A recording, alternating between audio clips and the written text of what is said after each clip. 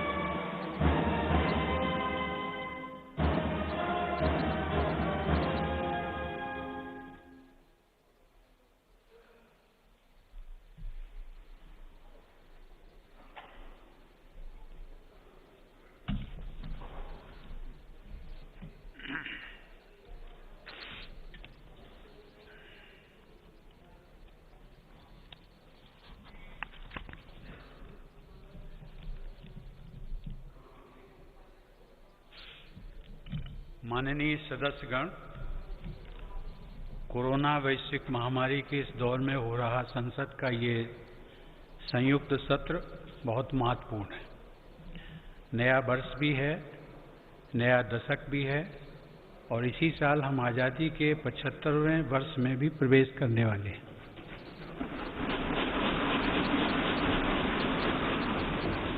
आज संसद के आप सभी सदस्य हर भारतवासी के इस संदेश और इस विश्वास के साथ यहाँ उपस्थित हैं कि चुनौती कितनी ही बड़ी क्यों न हो, न हम रुकेंगे और न भारत रुकेगा।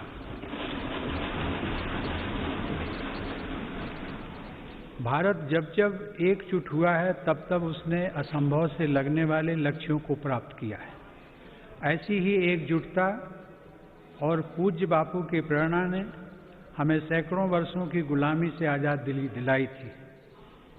इसी भावना को अभिव्यक्त करते हुए राष्ट्र प्रेम से ओतप्रोत कवि असम केसरी अंबिका गिरी राय चौधरी ने कहा था, ओम तत्सत भारत महात ऐक चेतोनाथ एक ध्यानोत ऐक साधोनाथ ऐक आवेगोत ऐक होइसा ऐक होइसा।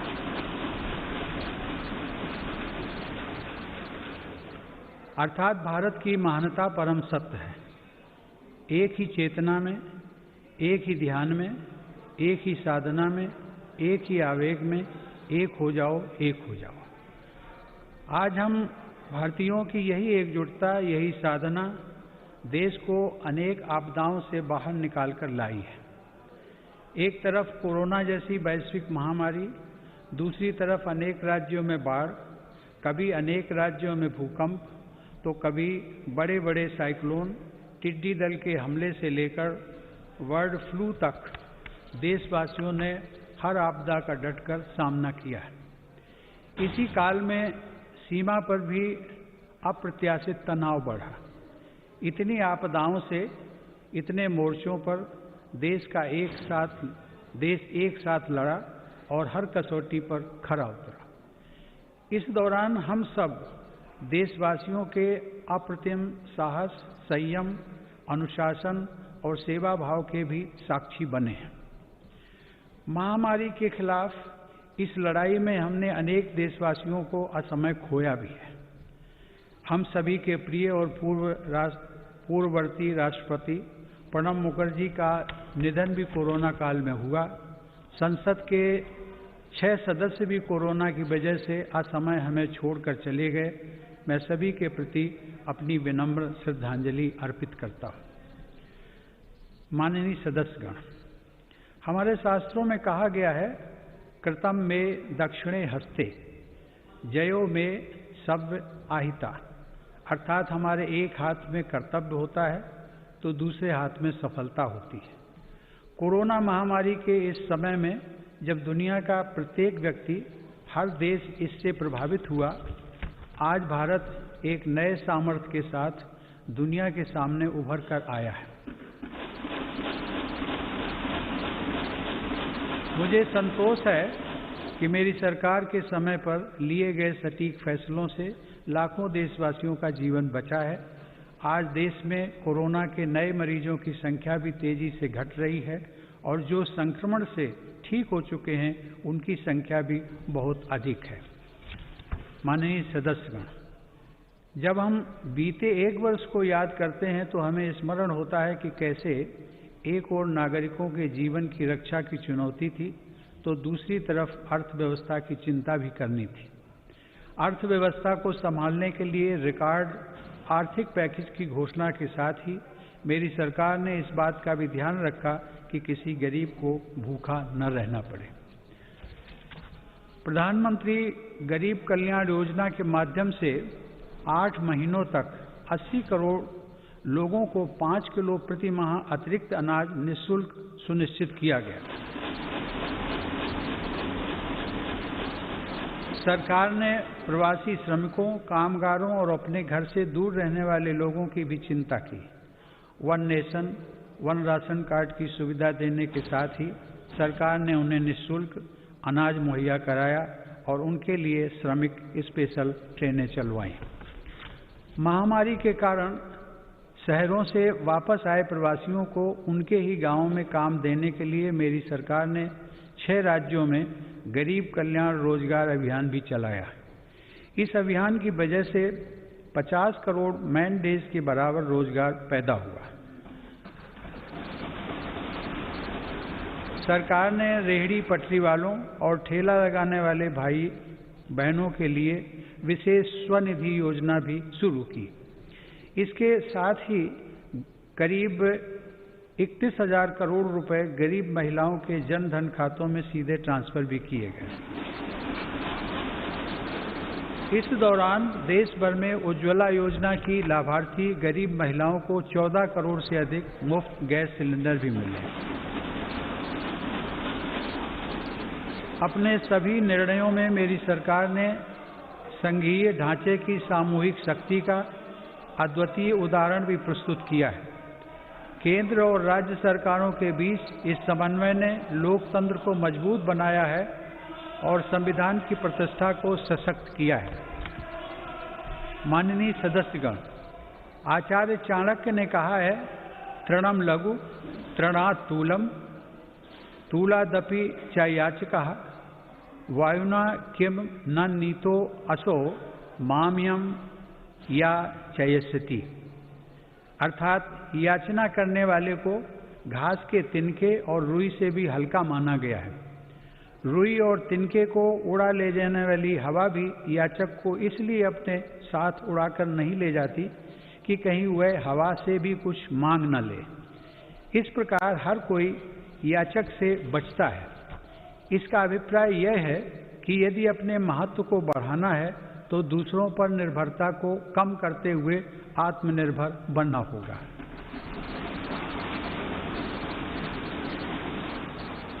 आज़ादी की लड़ाई के समय हमारे स्वतंत्रता सेनानी जिस सशक्त और स्वतंत्र भारत का सपना देख रहे थे, उस सपने को सच करने का आधार भी देश की आत्मनिर्भरता से ही जुड़ा था।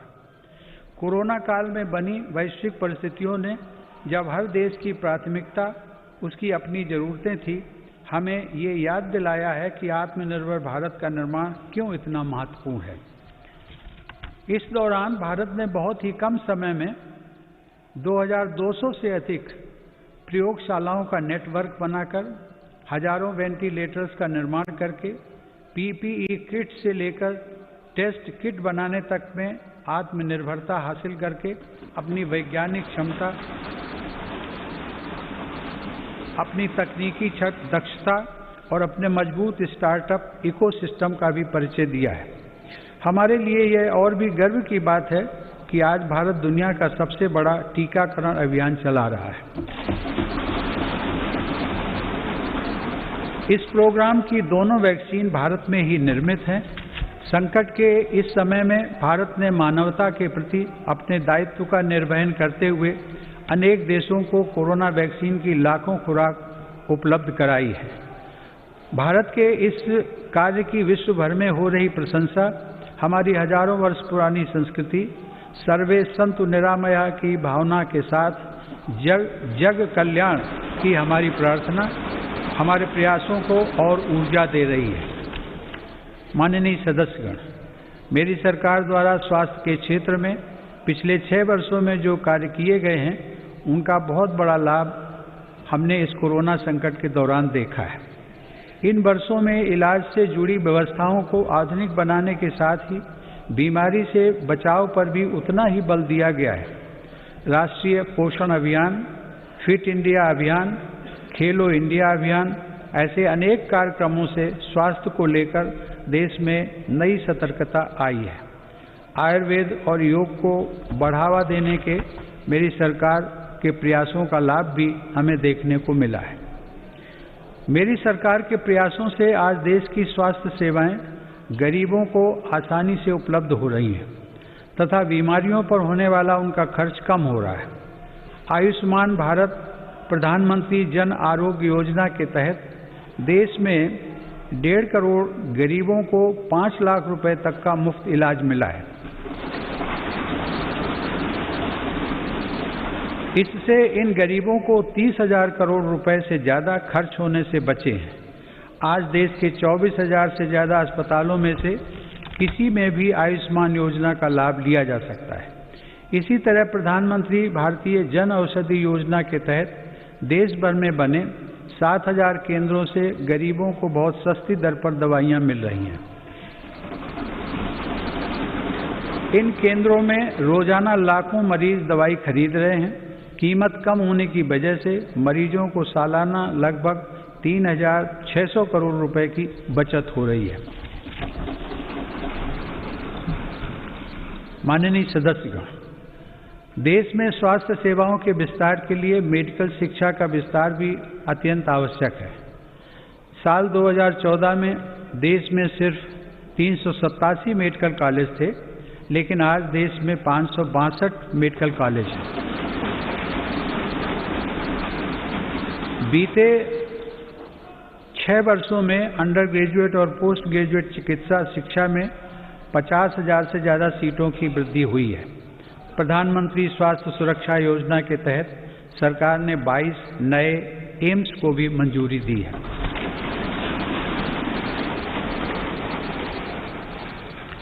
राष्ट्रीय चिकित्सा आयोग के साथ ही 4 स्वायत्त बोर्ड का गठन कर केंद्र सरकार ने चिकित्सा शिक्षा के क्षेत्र में ऐतिहासिक सुधारों की नींव रखी है। इन्हीं सुधारों के क्रम में दशकों पुरानी मेडिकल काउंसिल ऑफ इंडिया के स्थान पर नेशनल मेडिकल कमीशन की स्थापना की गई है। माननीय सदस्यगण, आत्मनिर्भर भारत अभियान केवल भारत में निर्माण तक ही सीमित नहीं है, बल्कि यह भारत के हर नागरिक का जीवन स्तर ऊपर उठाने तथा देश का आत्मविश्वास बढ़ाने का भी अभियान है। आत्मनिर्भर भारत का हमारा लक्ष्य आत्मनिर्भर कृषि से और सशक्त होगा। इसी सोच के साथ सरकार ने बीते 6 वर्षों में बीज से लेकर बाजार तक हर व्यवस्था में सकारात्मक परिवर्तन का प्रयास किया है, ताकि भारतीय कृषि आधुनिक भी बने और कृषि का विस्तार भी हो। इन्हीं प्रयासों के क्रम में मेरी सरकार ने स्वामीनाथन आयोग की सिफारिशों को लागू करते हुए लागत से 1.5 गुना MSP देने का फैसला भी किया है।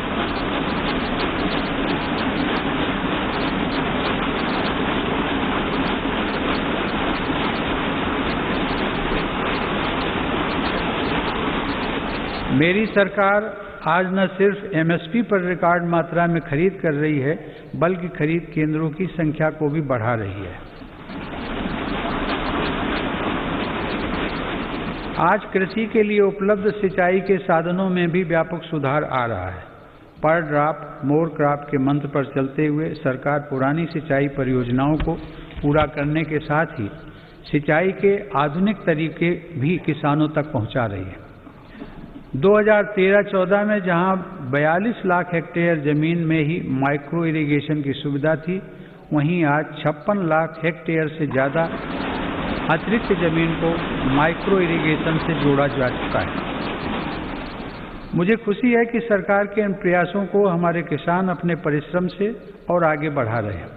आज देश में खाद्यान्न उपलब्धता रिकॉर्ड स्तर पर है। वर्ष 2008-9 में जहां देश में 234 मिलियन टन खाद्यान्न की पैदावार हुई थी, वहीं साल 2019-20 में देश की पैदावार बढ़कर 296 मिलियन टन तक पहुंच गई है।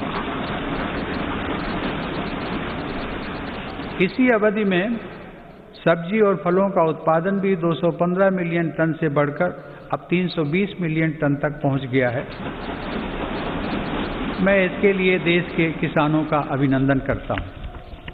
माननीय सदस्यगण, समय की मांग है कि कृषि क्षेत्र में हमारे जो छोटे और सीमांत किसान हैं, जिनके पास सिर्फ 1 या 2 हेक्टेयर जमीन होती है, उन पर विशेष ध्यान दिया जाए। देश के सभी किसानों में से 80% से ज़्यादा ये छोटे किसान ही हैं और इनकी संख्या 10 करोड़ से ज़्यादा है।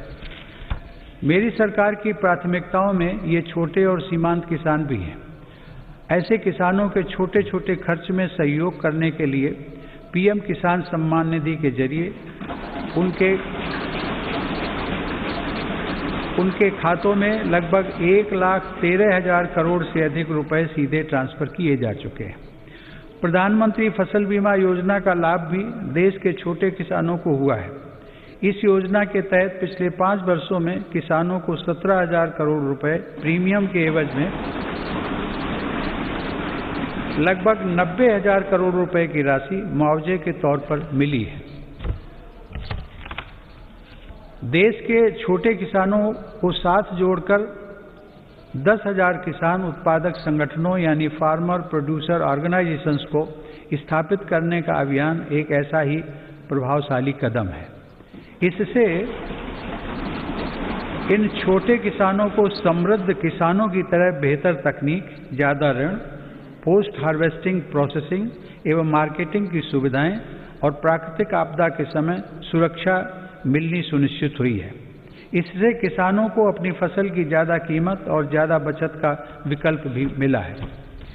माननीय सदस्यगण, व्यापक विमर्श के बाद संसद ने 7 महीने पूर्व 3 महत्वपूर्ण कृषि सुधार, कृषक उपज व्यापार और कृषक संवर्धन और सरलीकरण विधेयक, कृषि सशक्तिकरण और संरक्षण, कीमत आश्वासन और कृषि सेवा करार विधेयक और आवश्यक वस्तु संशोधन विधेयक पारित किए हैं।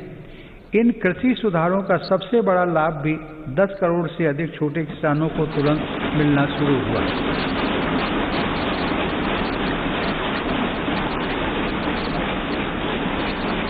छोटे किसानों को होने वाले इन लाभों को समझते हुए ही अनेक राजनीतिक दलों ने समय समय पर इन सुधारों को अपना भरपूर समर्थन दिया था।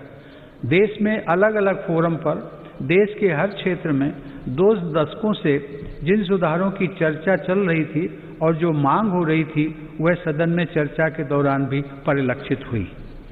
वर्तमान में इन कानूनों का अमलीकरण देश की सर्वोच्च अदालत ने स्थगित किया हुआ है। मेरी सरकार उच्चतम न्यायालय के निर्णय का पूरा सम्मान करते हुए उसका पालन करेगी। लोकतंत्र और संविधान की मर्यादा को सर्वोपरि रखने वाली मेरी सरकार इन कानूनों के संदर्भ में पैदा किए गए भ्रम को दूर करने का निरंतर प्रयास कर रही है। मेरी सरकार ने लोकतंत्र में अभिव्यक्ति की आज़ादी और शांतिपूर्ण आंदोलनों का हमेशा सम्मान किया है, लेकिन पिछले दिनों हुआ तिरंगे और गणतंत्र दिवस जैसे पवित्र दिन का अपमान बहुत दुर्भाग्यपूर्ण है। जो संविधान हमें अभिव्यक्ति की आज़ादी का अधिकार देता है, वही संविधान हमें सिखाता है कि कानून और नियम का भी उतनी ही गंभीरता से पालन करना चाहिए। मेरी सरकार ये स्पष्ट करना चाहती है कि 3 नए कृषि कानून बनने से पहले पुरानी व्यवस्थाओं के तहत जो अधिकार थे तथा जो सुविधाएं थी उनमें कहीं कोई कमी नहीं की गई है, बल्कि इन कृषि सुधारों के जरिए सरकार ने किसानों को नई सुविधाएं उपलब्ध कराने के साथ साथ नए अधिकार भी दिए हैं।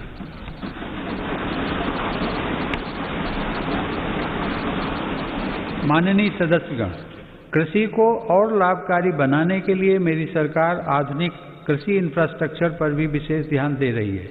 इसके लिए 1 लाख करोड़ रुपए के एग्रीकल्चर इंफ्रास्ट्रक्चर फंड की शुरुआत की गई है। देश भर में शुरू की गई किसान रेल भारत के किसानों को नया बाजार उपलब्ध कराने में नया अध्याय लिख रही है। यह किसान रेल एक तरह से चलता फिरता कोल्ड स्टोरेज है।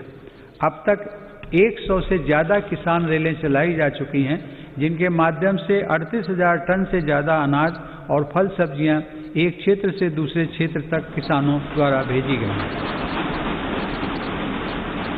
माननीय सदस्यगण, किसानों की आय बढ़ाने के लिए मेरी सरकार ने पशुधन को आय के स्रोत के रूप में स्थापित करने पर भी विशेष जोर दिया है।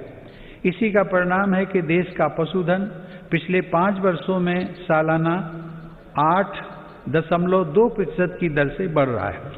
सरकार ने डेयरी क्षेत्र में बुनियादी ढांचे की स्थापना और निवेश को प्रोत्साहित करने के लिए 15,000 करोड़ रुपए के पशुपालन अवसंरचना विकास कोष की स्थापना भी की है। मेरी सरकार ने पशुपालन और मत्स्य पालन को भी कृषि क्षेत्र की तरह ही किसान क्रेडिट कार्ड की सुविधा दी है। देश में प्रधानमंत्री मत्स्य संपदा योजना के माध्यम से मछुआरों की आय को बढ़ाने के लिए भी काम हो रहा है। इस क्षेत्र में अगले 5 सालों में लगभग 20,000 करोड़ रुपए का निवेश करने की योजना है। किसानों की आमदनी बढ़ाने के लिए मेरी सरकार अन्नदाता को ऊर्जादाता बनाने का भी अभियान चला रही है। प्रधानमंत्री कुसुम योजना के तहत किसानों को 20 लाख सोलर पंप दिए जा रहे हैं। सरकार द्वारा गन्ने के सीरे, मक्का, धान इत्यादि से एथनॉल के उत्पादन को भी बढ़ावा दिया जा रहा है। पिछले 6 वर्षों में सरकार की सकारात्मक नीतियों के कारण एथनॉल का उत्पादन 38 करोड़ लीटर से बढ़कर 190 करोड़ लीटर हुआ है। यह उत्पादन इस वर्ष बढ़कर 320 करोड़ लीटर तक हो जाएगा, ऐसी उम्मीद है। एथनॉल देश के किसानों की आय बढ़ाने का एक बड़ा जरिया बनकर उभर रहा है। माननीय सदस्यगण, पूज्य बापू आत्मनिर्भर आदर्श गांव के निर्माण की इच्छा रखते थे। इसी विचार को लेकर चल रही मेरी सरकार आज गांव के बहुआयामी विकास के लिए लगातार काम कर रही है। गांव के लोगों का जीवन स्तर सुधरे, यह मेरी सरकार की प्राथमिकता है। इसका उत्तम उदाहरण 2014 से गरीब ग्रामीण परिवारों के लिए बनाए गए 2 करोड़ घर हैं। वर्ष 2022 तक हर गरीब को पक्की छत देने के लिए प्रधानमंत्री आवास योजना की गति भी तेज की गई है। मेरी सरकार द्वारा शुरू की गई स्वामित्व योजना से अब ग्रामीणों को उनकी संपत्ति पर कानूनी हक मिल रहा है। स्वामित्व के इस अधिकार से अब गांव में भी संपत्तियों पर बैंक लोन लेना, हाउस लोन लेना आसान बनेगा और ग्रामीण क्षेत्रों में आर्थिक गतिविधियां तेज होंगी। इस योजना का भी विशेष लाभ गांव के छोटे उद्यमियों और कुटीर उद्योगों से जुड़े लोगों तथा छोटे किसानों को होगा। माननीय सदस्यगण, बाबा साहेब आम्बेडकर संविधान के मुख्य शिल्पी होने के साथ साथ हमारे देश में वाटर पॉलिसी को दिशा दिखाने वाले भी थे। 8 नवंबर 1945 को कटक में एक कॉन्फ्रेंस के दौरान उन्होंने कहा था, water is wealth, water being the wealth of the people and its distribution being uncertain, the correct approach is not to complain against nature but to conserve water. Baba Saheb की प्रेरणा को साथ लेकर मेरी सरकार जल जीवन मिशन की महत्वाकांक्षी योजना पर काम कर रही है। इसके तहत हर घर जल पहुंचाने के साथ ही जल संरक्षण पर भी तेज गति से काम किया जा रहा है। मुझे यह बताते हुए हर्ष है कि इस अभियान के तहत अब तक 3 करोड़ परिवारों को पाइप वाटर सप्लाई से जोड़ा जा चुका है। इस अभियान में अनुसूचित जातियों व जनजातियों के भाई बहनों तथा वंचित वर्गों के अन्य लोगों को प्राथमिकता के आधार पर पानी का कनेक्शन दिया जा रहा है। माननीय सदस्यगण, हमारे गांवों को 21वीं सदी की जरूरतों और इंफ्रास्ट्रक्चर से जोड़ने के लिए मेरी सरकार ने ग्रामीण सड़क नेटवर्क के विस्तार में भी सराहनीय काम किया है। प्रधानमंत्री ग्राम सड़क योजना के अंतर्गत देश के ग्रामीण क्षेत्रों में 6,42,000 किलोमीटर सड़क का निर्माण पूरा कर लिया गया। इस योजना के तीसरे चरण में ग्रामीण क्षेत्रों में बसावटों के साथ साथ स्कूलों, बाजारों और अस्पतालों आदि से जोड़ने वाले 1,25,000 किलोमीटर रास्तों को भी अपग्रेड किया जाएगा। गांव में सड़कों के साथ ही इंटरनेट की कनेक्टिविटी भी उतनी ही अहम है। हर गांव तक बिजली पहुंचाने के बाद मेरी सरकार देश के 6 लाख से अधिक गांवों को ऑप्टिकल फाइबर से जोड़ने के लिए अभियान चला रही है। माननीय सदस्यगण, हमारी अर्थव्यवस्था की आधारभूत ताकत हमारे गांवों और छोटे शहरों में फैले हमारे लघु उद्योग, हमारे कुटीर उद्योग MSMEs हैं। भारत को आत्मनिर्भर बनाने का बहुत बड़ा सामर्थ्य हमारे इन लघु उद्योगों के ही पास है। देश के कुल निर्यात में इनकी भागीदारी लगभग 50% की है। आत्मनिर्भर भारत के मिशन में MSMEs की भूमिका को बढ़ाने के लिए भी अनेक कदम उठाए गए हैं। MSMEs की परिभाषा में बदलाव हो, निवेश की सीमा बढ़ाना हो या फिर सरकारी खरीद में वरीयता, अब लघु और कुटीर उद्योगों को विकास के लिए जरूरी प्रोत्साहन मिला है। 3 लाख करोड़ रुपए की इमरजेंसी क्रेडिट गारंटी योजना, मुश्किल में फंसे MSMEs के लिए 20,000 करोड़ की विशेष योजना और फंड ऑफ फंड्स जैसे प्रयासों ने लाखों लघु उद्यमियों को लाभ पहुंचाया है। जेम पोर्टल से देश के दूर दराज वाले क्षेत्रों के MSMEs को सरकारी खरीद में पारदर्शिता के साथ साथ अधिक भागीदारी भी मिल रही है। मेरी सरकार की यह निरंतर कोशिश है कि उद्यमशीलता का लाभ देश के हर वर्ग को मिले। हुनर हाट और उस्ताद योजना के माध्यम से लाखों शिल्पकारों का कौशल विकास भी किया जा रहा है और उनको रोजगार के अवसर दिए जा रहे हैं। इन लाभार्थियों में आधे से अधिक महिला शिल्पकार हैं। ई-हाट के माध्यम से इन शिल्पकारों को पूरी दुनिया के खरीदारों से जोड़ा जा रहा है। आत्मनिर्भर भारत में महिला उद्यमियों की विशेष भूमिका है। मेरी सरकार ने महिलाओं को स्वरोजगार के नए अवसर देने के लिए कई कदम उठाए हैं। मुद्रा योजना के तहत अब तक 25 करोड़ से ज़्यादा ऋण दिए जा चुके हैं, जिसमें से लगभग 70% ऋण महिला उद्यमियों को मिले हैं।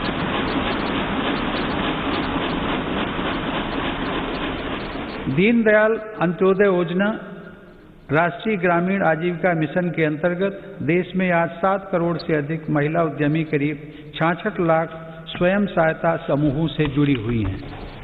बैंकों के माध्यम से इन महिला समूहों को पिछले 6 वर्षों में 3,40,000 करोड़ रुपए का ऋण दिया गया है। देश के ग्रामीण क्षेत्रों में कार्यरत महिलाओं के स्वास्थ्य को ध्यान में रखते हुए सरकार 1 रुपए में सुविधा सैनिटरी नैपकिन देने की योजना भी चला रही है। सरकार गर्भवती महिलाओं के मुफ्त चेकअप की मुहिम एवं राष्ट्रीय पोषण अभियान चलाकर उन्हें आर्थिक मदद देकर गर्भवती माताओं एवं शिशुओं के स्वास्थ्य की रक्षा के लिए निरंतर प्रयत्नशील है। इसी का परिणाम है कि देश में मातृ मृत्यु दर 2014 में प्रति लाख 130 से कम होकर 113 तक आ गई है। 5 वर्ष से कम आयु के बच्चों की मृत्यु दर भी पहली बार घटकर 36 तक आ गई है, जो वैश्विक दर 39 से कम है। महिलाओं की समान भागीदारी को आवश्यक मानने वाली मेरी सरकार नए नए क्षेत्रों में बहनों बेटियों के लिए नए अवसर बना रही है। भारतीय वायुसेना की फाइटर स्ट्रीम हो, मिलिट्री पुलिस में महिलाओं की नियुक्ति हो या फिर अंडरग्राउंड माइंस में तथा ओपन कास्ट माइंस में महिलाओं को रात्रि में कार्य करने की अनुमति, ये सभी निर्णय पहली बार मेरी सरकार ने ही लिए हैं। महिला सुरक्षा को ध्यान में रखते हुए वन स्टॉप सेंटर, अपराधियों का राष्ट्रीय database, emergency response support system और देश भर में फास्ट ट्रैक कोर्ट पर तेजी से काम किया गया। माननीय सदस्यगण, 21वीं सदी की वैश्विक आवश्यकताओं और चुनौतियों को ध्यान में रखते हुए सरकार ने राष्ट्रीय शिक्षा नीति की घोषणा की है। राष्ट्रीय शिक्षा नीति में पहली बार छात्रों को अपनी रुचि के हिसाब से विषय पढ़ने की आज़ादी दी गई है। किसी कोर्स के बीच में भी विषय और स्ट्रीम बदलने का विकल्प युवाओं को दिया गया है। मेरी सरकार ने ई विद्या के अंतर्गत स्कूली शिक्षा के लिए दीक्षा ऑनलाइन पोर्टल को one nation one digital platform के रूप में विकसित किया है। विद्यार्थियों के हितों के लिए संवेदनशील मेरी सरकार ने JEE और नीट परीक्षाओं का भी सफल आयोजन कर उनका 1 साल व्यर्थ होने से बचाया है। माननीय सदस्यगण, मेरी सरकार का मानना है कि सबसे ज्यादा वंचित वर्गों की सामाजिक और आर्थिक विकास की यात्रा गुणवत्ता युक्त शिक्षा से आरंभ होती है। सरकार की विभिन्न छात्रवृत्ति योजनाओं का लाभ ऐसे ही 3 करोड़ 20 लाख से ज्यादा विद्यार्थियों को मिल रहा है। इनमें अनुसूचित जाति, पिछड़ा वर्ग, वनवासी एवं जनजातीय वर्ग और अल्पसंख्यक समुदाय के छात्र छात्राएं शामिल हैं। सरकार का प्रयास है कि ज्यादा से ज्यादा पात्र और जरूरतमंद विद्यार्थियों को छात्रवृत्तियों का लाभ मिले। इसके साथ ही अनुसूचित जाति के विद्यार्थियों को दी जाने वाली पोस्ट मैट्रिक छात्रवृत्ति में केंद्र सरकार के हिस्से को भी बढ़ाया जा रहा है। इसी प्रकार जनजातीय युवाओं की शिक्षा के लिए हर आदिवासी बहुल ब्लॉक तक एकलव्य आवासीय मॉडल स्कूल के विस्तार का काम भी किया जा रहा है। अब तक इस प्रकार के 550 से ज्यादा स्कूल स्वीकृत किए जा चुके हैं। शिक्षा के साथ साथ नौकरी की प्राथमिकताएं आसान करने और व्यवस्थित करने पर भी मेरी सरकार का जोर है। ग्रुप C और ग्रुप D में इंटरव्यू समाप्त करने से युवाओं को बहुत लाभ हुआ है। सरकार ने नेशनल रिक्रूटमेंट एजेंसी का गठन करके नौजवानों को नियुक्ति के लिए कई अलग अलग परीक्षाएं देने की परेशानी से मुक्त किया है।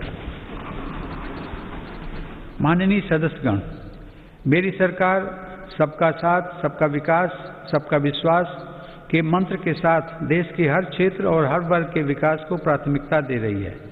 दिव्यांगजनों की मुश्किलों को कम करने के लिए देश भर में हजारों इमारतों को सार्वजनिक बसों और रेलवे को सुगम बनाया गया है। लगभग 700 वेबसाइटों को दिव्यांगजनों के अनुकूल तैयार किया गया है। इसी तरह ट्रांसजेंडर व्यक्तियों को भी बेहतर सुविधाएं और समान अवसर देने के लिए transgender persons protection of rights act लागू किया गया है। डी नोटिफाइड नोमैडिक एवं सेमी नोमैडिक कम्युनिटीज यानी विमुक्त, घुमंतु और अर्ध घुमंतु समुदायों के लिए भी विकास एवं कल्याण बोर्ड की स्थापना की गई है। विकास की दौड़ में पीछे रह गए देश के 112 आकांक्षी जिलों में मेरी सरकार प्राथमिकता के आधार पर विकास योजनाओं को लागू कर रही है। इसका बहुत बड़ा लाभ आदिवासी भाई बहनों को हो रहा है। आदिवासियों की आजीविका के प्रमुख साधन यानी वन उपज की मार्केटिंग और वन उपज आधारित छोटे उद्योगों की स्थापना का काम भी जारी है। ऐसी कोशिशों से लगभग 600 करोड़ रुपए की अतिरिक्त राशि जनजातीय परिवारों तक पहुंची है। सरकार द्वारा 46 वन उपजों पर MSP 90% तक बढ़ाई गई है। माननीय सदस्यगण, आधुनिक टेक्नोलॉजी का भारत में विकास और हर भारतीय की आधुनिक टेक्नोलॉजी तक आसान पहुंच आत्मनिर्भर बनते भारत की अहम पहचान है। 2 गज की दूरी की अनिवार्यता के बीच देश की संस्थाओं और नागरिकों ने डिजिटल इंडिया की ताकत से देश की रफ्तार को थमने नहीं दिया। पिछले वर्ष दिसंबर में UPI से 4 लाख करोड़ रुपए से भी अधिक का डिजिटल पेमेंट हुआ है। आज देश के 200 से ज्यादा बैंक UPI व्यवस्था से जुड़े हैं। इसी तरह डिजी लॉकर का 400 करोड़ से अधिक डिजिटल डॉक्यूमेंट्स के लिए पेपरलेस प्लेटफॉर्म की तरह उपयोग किया जा रहा है। उमंग ऐप पर भी देश के करोड़ों नागरिक 2000 से ज़्यादा सेवाओं का लाभ ले रहे हैं। देश में 3.5 लाख से अधिक कॉमन सर्विस सेंटर ग्रामीण क्षेत्रों में लोगों को सरकारी सेवाओं से जोड़ रहे हैं। इसी क्रम में इंडियन स्टैंप एक्ट में संशोधन करके अब देश में ई स्टैंप की व्यवस्था भी लागू कर दी गई है। जनधन खातों, आधार और मोबाइल की त्रिशक्ति ने लोगों को उनका अधिकार सुनिश्चित किया है। इस जैम त्रिशक्ति की वजह से 1,80,000 करोड़ रुपए गलत हाथों में जाने से बच रहे हैं।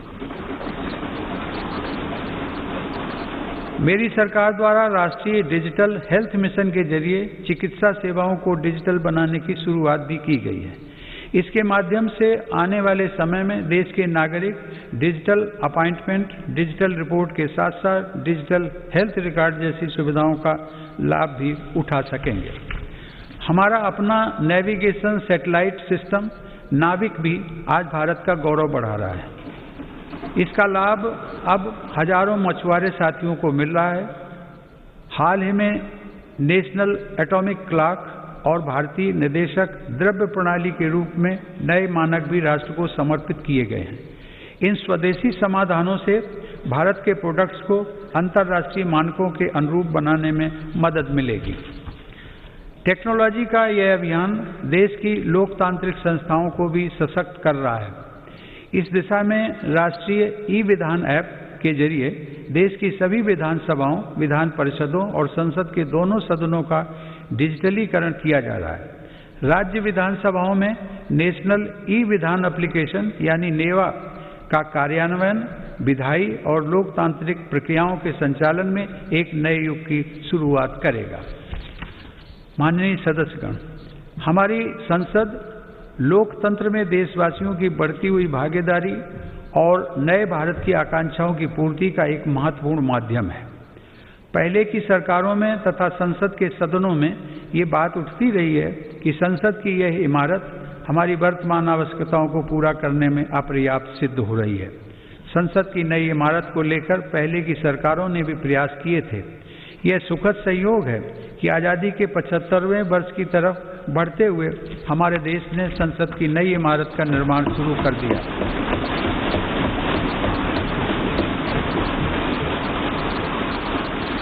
नए संसद भवन के बनने से अपने संसदीय दायित्वों को निभाने में हर सदस्य को अधिक सुविधा मिलेगी।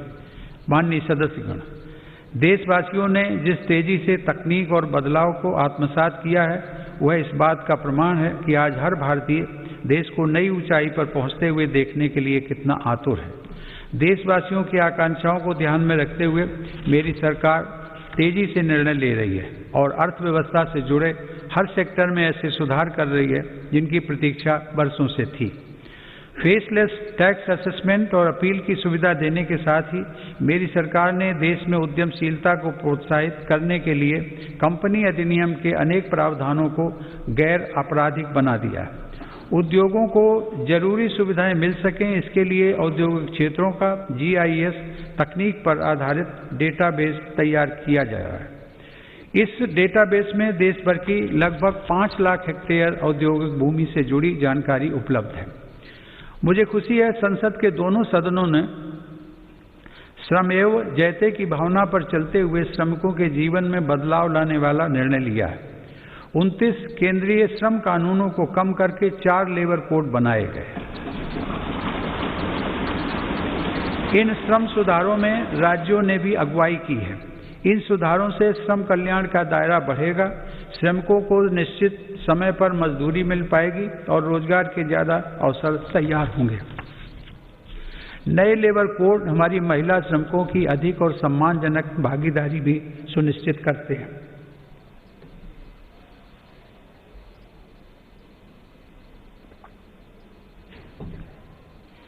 उद्योगों के लिए श्रम के साथ साथ आसान पूंजी भी बहुत आवश्यक है। इसके लिए देश के बैंकिंग सिस्टम को सशक्त किया जा रहा है। देश में बड़े और शक्तिशाली बैंकों के निर्माण के लिए छोटे बैंकों का आपस में विलय भी इसी दिशा में उठाया गया कदम है।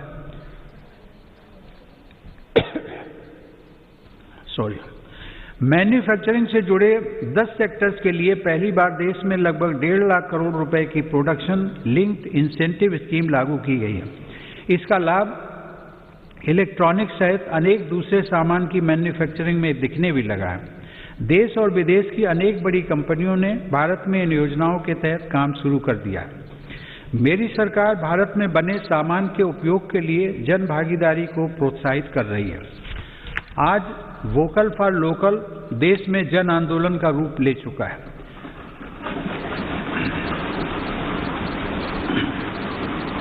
भारत में बने सामान के प्रति भावनात्मक लगाव के साथ ही गुणवत्ता में भी श्रेष्ठ हों, इस दिशा में काम किया जा रहा है। देश में ईज ऑफ डूइंग बिजनेस में सुधार के लिए भी निरंतर कदम उठाए जा रहे हैं। इसके लिए राज्यों के बीच स्वस्थ प्रतिस्पर्धा को प्रोत्साहित किया जा रहा है।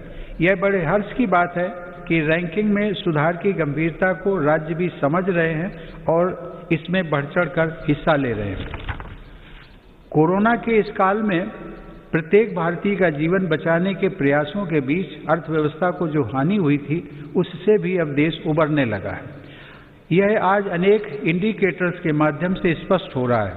इस मुश्किल समय में भी भारत दुनिया के निवेशकों के लिए आकर्षक स्थान बनकर उभरा है। अप्रैल से अगस्त 2020 के बीच लगभग 36 अरब डॉलर का रिकॉर्ड प्रत्यक्ष विदेशी निवेश भारत में हुआ है।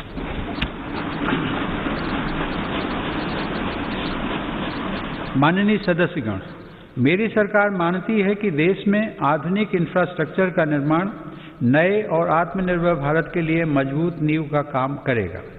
कोरोना काल में भी इंफ्रास्ट्रक्चर के अनेक बड़े प्रोजेक्ट्स पर तेजी से काम करना होना और उनको पूरा करना हमारी प्रतिबद्धता को दर्शाता है।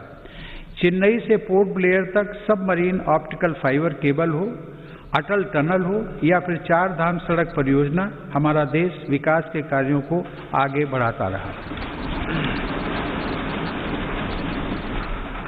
कुछ दिन पहले ही पूर्वी और पश्चिमी डेडिकेटेड फ्रेट कॉरिडोर के सेक्शंस देश को समर्पित किए गए।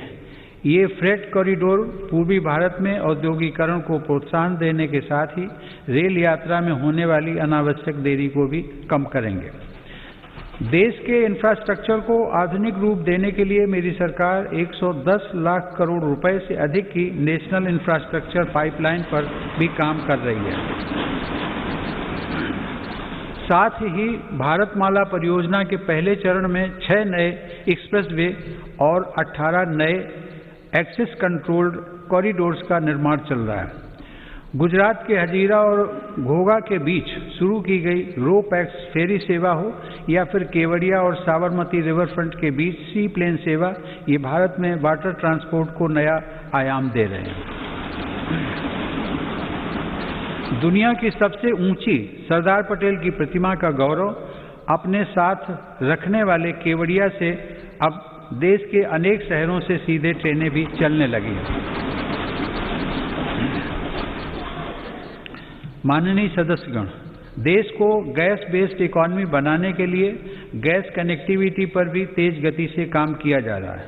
कुछ दिनों पहले ही कोच्चि मैंगलोर गैस पाइपलाइन का लोकार्पण किया गया है। डोभी दुर्गापुर गैस पाइपलाइन का निर्माण ऊर्जा गंगा का प्रवाह बढ़ा रहा है। यह पाइपलाइन पश्चिम बंगाल तक जाएगी और पूर्वी भारत के विभिन्न उद्योगों, विशेषकर खाद कारखानों को गैस उपलब्ध कराएगी। इसी तरह तमिलनाडु के खाद कारखाने और अन्य औद्योगिक इकाइयों को गैस पाइपलाइन से जोड़ने के लिए तूतीकोरन रामनाथपुरम गैस पाइपलाइन पर तीव्र गति से कार्य चल रहा है। माननीय सदस्यगण, मेरी सरकार देश में शहरीकरण के विकास को एक अवसर के रूप में देखती है। इसलिए शहरी इंफ्रास्ट्रक्चर का व्यापक निवेश किया जा रहा है। शहरों में गरीबों के लिए स्वीकृत 1 करोड़ से अधिक घरों में से करीब 40 लाख का निर्माण पूरा हो चुका है। कुछ दिन पहले देश के 6 शहरों में आधुनिक टेक्नोलॉजी आधारित घर बनाने का काम भी शुरू किया गया है। शहरों में काम करने वाले श्रमिकों को बेहतर आवास मिल सके, इसके लिए उचित किराए वाली योजना भी शुरू की गई है। शहरों में कनेक्टिविटी से जुड़ा इंफ्रास्ट्रक्चर भी सरकार की प्राथमिकता है। आज देश के 27 शहरों में मेट्रो सेवा के विस्तार के लिए काम चल रहा है। कुछ दिन पहले ही दिल्ली मेट्रो के एक रूट पर ड्राइवरलेस मेट्रो का परिचालन भी किया गया।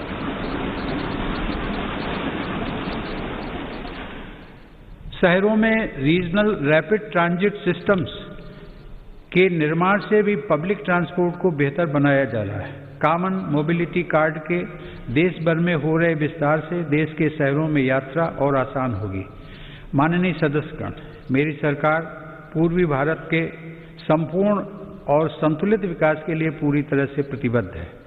पूर्वोत्तर की भौगोलिक, सांस्कृतिक, भाषाई विशेषताओं और सामाजिक पहचान को सुरक्षित रखते हुए तेज विकास की नीति पर काम किया जा रहा है। ब्रह्मपुत्र नदी असम सहित उत्तर पूर्वी राज्यों की जीवन धारा है। इसी जीवन धारा को आर्थिक गतिविधियों का आधार बनाकर विभिन्न राष्ट्रीय जलमार्गों के आरंभ के लिए काम हो रहा है।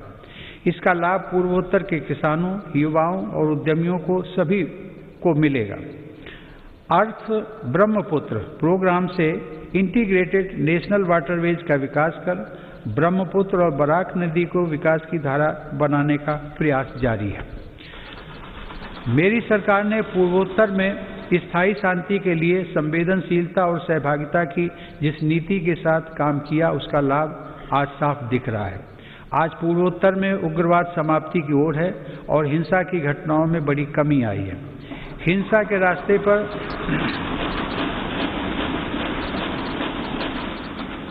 भटके युवा अब विकास और राष्ट्र निर्माण की मुख्य धारा में लौट रहे हैं। ब्रू शरणार्थियों के पुनर्वास को शांति और सौहार्द के साथ पूरा किया जा रहा है। इसी प्रकार ऐतिहासिक बोडो शांति समझौता भी हुआ है, जिसे सफलतापूर्वक लागू किया गया। समझौता होने के बाद इस बार बोडो टेरिटोरियल काउंसिल के चुनाव भी सफलता के साथ पूरे हुए हैं।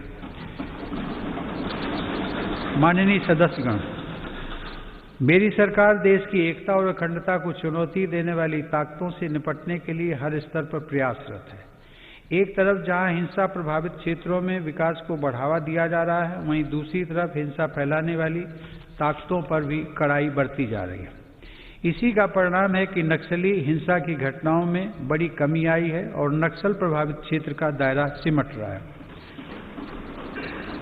मेरी सरकार की विकास नीति को जम्मू कश्मीर के लोगों ने भी भरपूर समर्थन दिया है।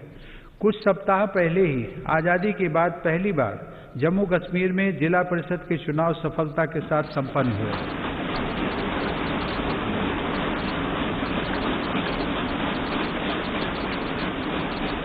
बड़ी संख्या में मतदाताओं की भागीदारी ने दर्शाया है कि जम्मू कश्मीर नए लोकतांत्रिक भविष्य की तरफ तेजी से आगे बढ़ चला है। प्रदेश के लोगों को नए अधिकार मिलने से उनका सशक्तिकरण हुआ है। आयुष्मान भारत सेहत योजना लागू होने के बाद जम्मू कश्मीर के हर परिवार को 5 लाख रुपए तक के मुफ्त इलाज का लाभ मिलना तय हुआ है।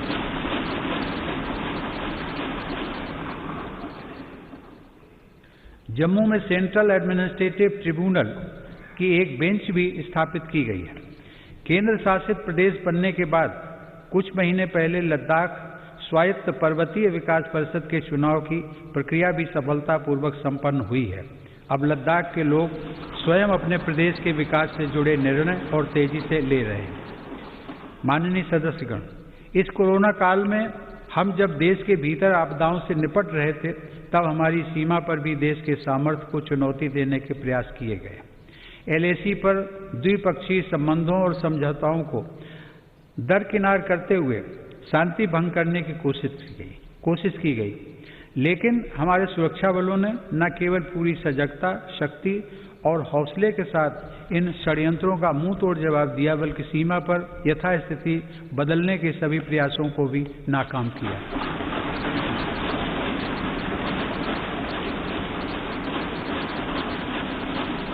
हमारे जांबाजों ने जिस संयम, शौर्य और पराक्रम का परिचय दिया, उसकी जितनी भी सराहना की जाए कम है।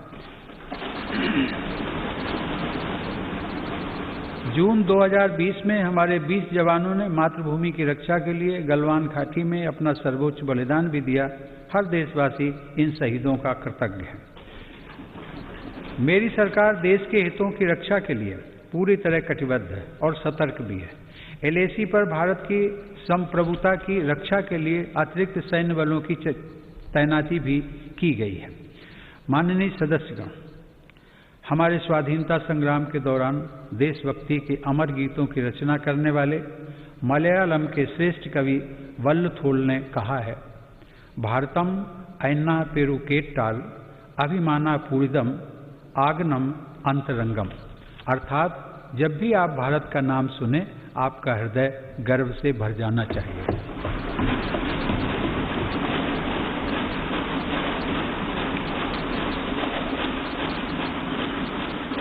मेरी सरकार भविष्य के भारत की व्यापक भूमिका को देखते हुए अपनी सैन्य तैयारियों को सशक्त करने में जुटी है।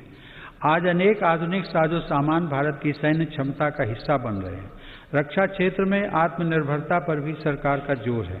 कुछ दिन पहले ही सरकार ने HAL को 83 स्वदेशी लड़ाकू विमान तेजस के निर्माण का ऑर्डर दिया है। इस पर 48,000 करोड़ रुपए खर्च होंगे। सरकार द्वारा मेक इन इंडिया को बढ़ावा देने के लिए रक्षा से जुड़े 100 से अधिक सामानों के आयात पर रोक लगा दी गई है। इसी तरह supersonic torpedo, quick reaction missile, tank और स्वदेशी राइफलों सहित अनेक अत्याधुनिक हथियार देश में ही बन रहे हैं। आज भारत रक्षा सामान के निर्यात के क्षेत्र में भी तेजी से अपनी हिस्सेदारी बढ़ा रहा है। माननीय सदस्यगण, Indian National Space Promotion and Authorization Centre अर्थात इन स्पेस का गठन स्पेस सेक्टर में बड़े सुधारों को गति देगा। आज हमें गर्व है कि इसरो के वैज्ञानिक चंद्रयान 3, गगनयान और स्मॉल सैटेलाइट लॉन्च व्हीकल जैसे महत्वपूर्ण अभियानों पर काम कर रहे हैं। परमाणु ऊर्जा में भी देश तेजी से आत्मनिर्भरता की तरफ बढ़ रहा है। कुछ महीने पहले काकरापार में देश के पहले स्वदेशी प्रेशराइज्ड हैवी वाटर रिएक्टर का सफल परीक्षण किया गया।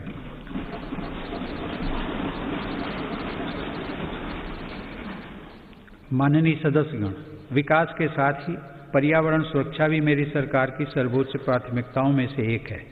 इसी संकल्प को लेकर भारत GDP की इमिशंस इंटेंसिटी को वर्ष 2005 की तुलना में 2030 तक 33 से 35% तक कम करने के लक्ष्य पर काम कर रहा है। पेरिस समझौते को लागू करने में भारत दुनिया के अग्रणी देशों में शामिल है। हाल ही में कच्छ के रेगिस्तान में दुनिया का सबसे बड़ा हाइब्रिड रिन्यूएबल एनर्जी पार्क बनाने का काम शुरू हुआ है। पिछले 6 वर्षों में भारत की नवीकरणीय ऊर्जा क्षमता में 2.5 गुना वृद्धि हुई है, जबकि सौर ऊर्जा क्षमता 13 गुना बढ़ी है। आज देश में कुल ऊर्जा उत्पादन क्षमता का लगभग 1/4 हिस्सा नवीकरणीय स्रोतों पर आधारित है। माननीय सदस्यगण, भारत अपनी वैश्विक जिम्मेदारियों को इस कोरोना काल में भी जिस गंभीरता से निभा रहा है, उसे आज दुनिया देख रही है। वसुधैव कुटुंबकम की भावना को चरितार्थ करते हुए भारत ने देश की घरेलू जरूरतों को पूरा करने के साथ ही 150 से अधिक देशों को जरूरी दवाइयों की आपूर्ति की। भारत वैश्विक स्तर पर वैक्सीन की उपलब्धता को सुनिश्चित करवाने के लिए प्रतिबद्ध है। यह देश का गौरव बढ़ाने वाली बात है कि वंदे भारत मिशन, जो दुनिया में इस प्रकार का सबसे बड़ा अभियान है, उसकी सराहना हो रही है। भारत ने दुनिया के सभी हिस्सों से लगभग 50 लाख भारतीयों को स्वदेश वापस लाने के साथ ही 1 लाख से अधिक विदेशी नागरिकों को भी उनके अपने देशों तक पहुंचाया है। कोविड-19 की बाधाओं के बावजूद भारत ने सभी साथी देशों से अपने संपर्कों और संबंधों को और मजबूत बनाया है। इस दौरान बड़ी संख्या में शिखर सम्मेलन, बहुपक्षीय कार्यक्रम और आधिकारिक बैठकों के जरिए अंतर्राष्ट्रीय सहयोग को भारत ने आगे बढ़ाया है। भारत ने ऐतिहासिक वैश्विक समर्थन हासिल करके इस वर्ष 8वीं बार एक अस्थायी सदस्य के रूप में सुरक्षा परिषद में प्रवेश भी किया है। भारत ने 2021 के लिए ब्रिक्स में अध्यक्ष पद भी ग्रहण किया है। माननीय सदस्यगण, आज जब भारत दुनिया में अपनी नई पहचान के साथ आगे बढ़ने के लिए तत्पर है, तो हमें भी उतने ही बड़े संकल्पों को सिद्ध करना होगा। 2021 का यह वर्ष हमारे लिए इसलिए भी अहम है, देश ने कुछ दिन पहले 23 जनवरी को नेताजी सुभाष चंद्र बोस के जन्म दिवस को पराक्रम दिवस के रूप में मनाया।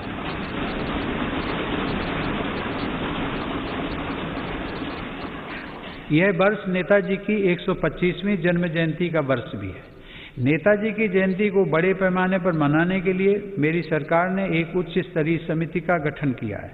हम सबके पूज्य गुरु तेग बहादुर का 400वां प्रकाश पर्व भी हम पूरी श्रद्धा के साथ मनाएंगे। इन समारोहों के साथ ही देश की स्वतंत्रता के 75वें वर्ष के उपलक्ष्य में अमृत महोत्सव का शुभारंभ भी इसी वर्ष हो जाएगा। माननीय सदस्यगण, विगत वर्ष में सामूहिकता की जिस शक्ति का हमने साक्षात्कार किया है, उसी शक्ति से हमें नए लक्ष्यों को प्राप्त करना है। पिछले कुछ वर्षों में देश ने अनेक ऐसे काम कर दिखाए हैं जिनको कभी बहुत कठिन माना जाता था। आर्टिकल 370 के प्रावधानों के हटने के बाद जम्मू कश्मीर के लोगों को नए अधिकार मिले हैं।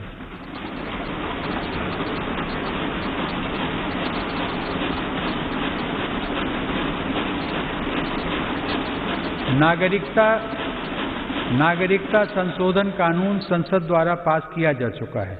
चीफ ऑफ डिफेंस स्टाफ के पद का लाभ देश को मिलना शुरू हो चुका है। सशस्त्र सेनाओं में महिलाओं की भागीदारी बढ़ रही है। उच्चतम न्यायालय के फैसले के उपरांत भव्य राम मंदिर का निर्माण शुरू हो चुका है।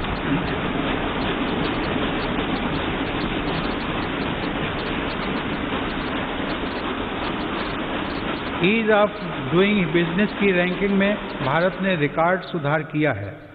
अब कंप्लायंस से जुड़ी बाधाओं को दूर करने पर विशेष बल दिया जा रहा है।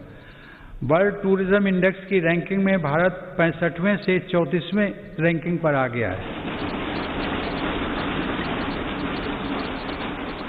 जिस डीबीटी को नजरअंदाज किया जा रहा था, उसी की मदद से पिछले 6 साल में 13 लाख करोड़ रुपए से अधिक धनराशि लाभार्थियों को ट्रांसफर की गई है। कभी हमारे यहाँ सिर्फ 2 मोबाइल फैक्ट्रियां थीं। आज भारत दुनिया का दूसरा सबसे बड़ा मोबाइल निर्माता देश है। आज मध्यम वर्ग के लाखों लोगों को real estate regulation and development act के तहत रियल एस्टेट रेगुलेटरी अथॉरिटी यानी रेरा का लाभ मिल रहा है। इस दौरान सिर्फ नए कानून ही नहीं बने, बल्कि 1500 से अधिक पुराने और अप्रासंगिक कानूनों को समाप्त किया जा चुका है। माननीय सदस्यगण, ऐसे अनेक निर्णय हैं जो लगभग हर क्षेत्र में लिए गए हैं। मेरी सरकार ने दिखाया है कि नीयत साफ हो, इरादे बुलंद हो तो बदलाव लाया जा सकता है। इन वर्षों में मेरी सरकार ने जितने लोगों के जीवन को छुआ है, वह अभूतपूर्व है। हर गरीब का घर रोशन हो, इसके लिए 2.5 करोड़ से अधिक बिजली कनेक्शन निःशुल्क दिए गए। गरीब और मध्यम वर्ग का बिजली बिल कम हो, इसके लिए 36 करोड़ से ज्यादा सस्ते LED बल्ब वितरित किए गए। दुर्घटना की स्थिति में गरीब परिवार को दर-दर न भटकना पड़े, इसके लिए सिर्फ 1 रुपया महीना के प्रीमियम पर 21 करोड़ से अधिक गरीबों को प्रधानमंत्री सुरक्षा बीमा योजना से जोड़ा गया।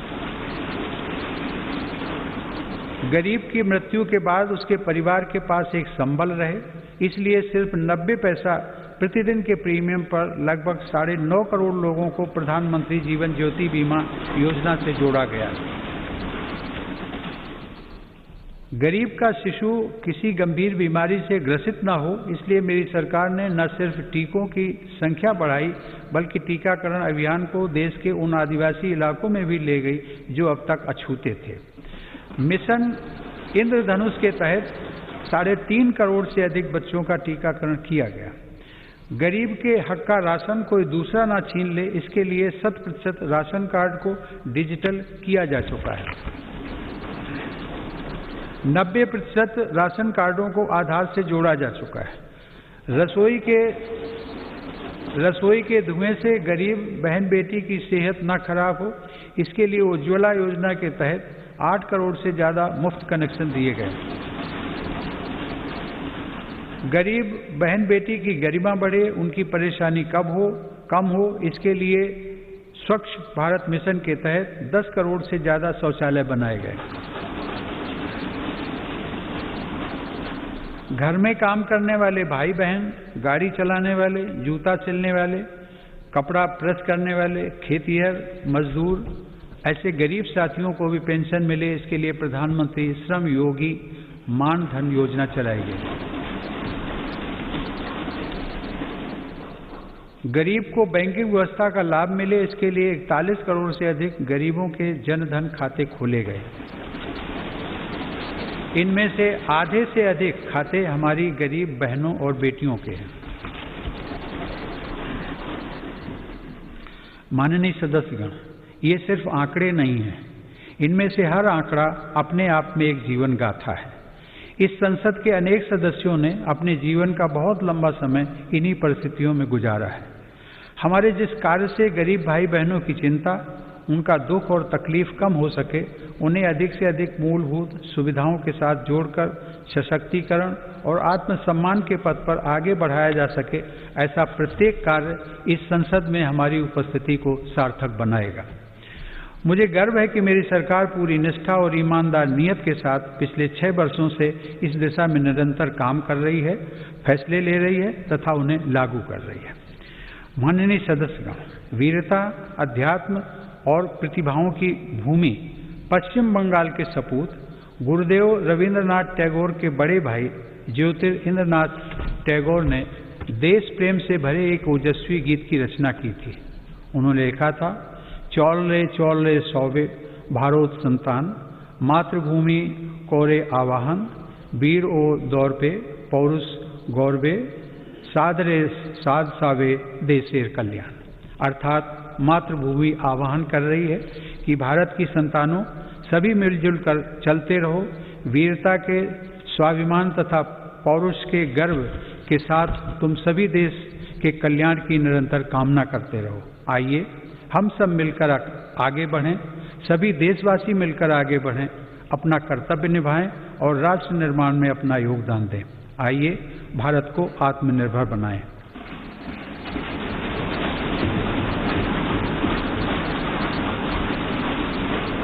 आप सभी को बहुत बहुत शुभकामनाएं। जय हिंद।